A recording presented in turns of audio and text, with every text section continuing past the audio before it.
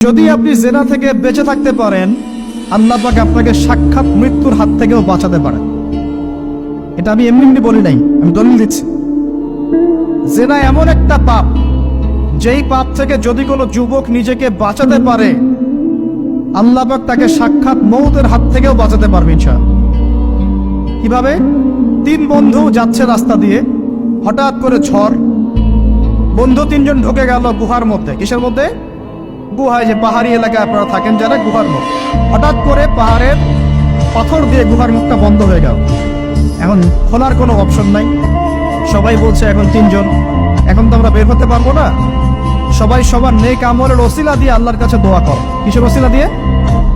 নেক আমলের ওসিলা দিয়ে দোয়া করতে হয়। যে হাদিস, এই ছেলে বলছে, যুবক ছেলে, আল্লাহ আমার একজন চাচাতো বোন ছিল, তো চাচাতো বোনকে সে খুব ভালোবাসতো, তাকে সে পেতে চাইতো, মানে তার সাথে সেক্সুয়াল সম্পর্ক করতে চাই। শুনে কথা বলে, এখন সেই মেয়েকে অনেক প্রস্তাব দেয়, সেই মেয়ে রাজি হয় না। শেষে বলে, যদি আমাকে 1000 বা 100 স্বর্ণ মুদ্রা দিতে পারো, দিনার, তাহলে আমি তোমার সাথে সেক্স করব, মানে জেনা করবো না। তো সেই ছেলে অনেক কষ্ট করে এই টাকাগুলো বা এই দিনারগুলো অর্জন করে, কামাই করে, দিন রাত পরিশ্রম করে, ঠিক আপনারা যেমন করছে না। তো এরপর সে তার স্বর্ণ মুদ্রা দেয়, দিয়ে বলে যে এখন আমাকে আমার কাজ করতে দাও। তখন সেই মেয়ে রাজি হয়। ঠিক যে মুহূর্তে তারা সেক্সুয়াল সম্পর্কটা করবে, ঠিক ওই মুহূর্তেই এই মেয়ে বলে ওঠে, হে আল্লাহর বান্দা, আল্লাহকে ভয় করো। আমি সারা জীবন আমার সতীত্বকে ধরে রেখেছি, কাউকে দেইনি। আমি কারোর সাথে এরকম অন্যায় করি নাই, আমি খারাপ মেয়ে নই। তুমি আমার ইজ্জতটা নষ্ট করো না। কে বলছে কথা? মেয়ে। ওই অবস্থা থেকে কি একটা ছেলের উঠে আসা সম্ভব? এটা কি এতটাই সহজ? এটা কিন্তু সহজ না।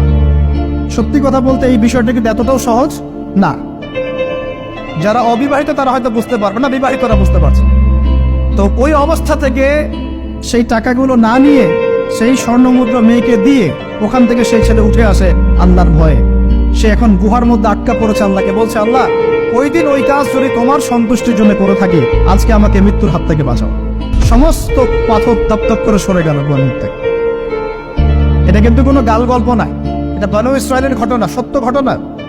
এই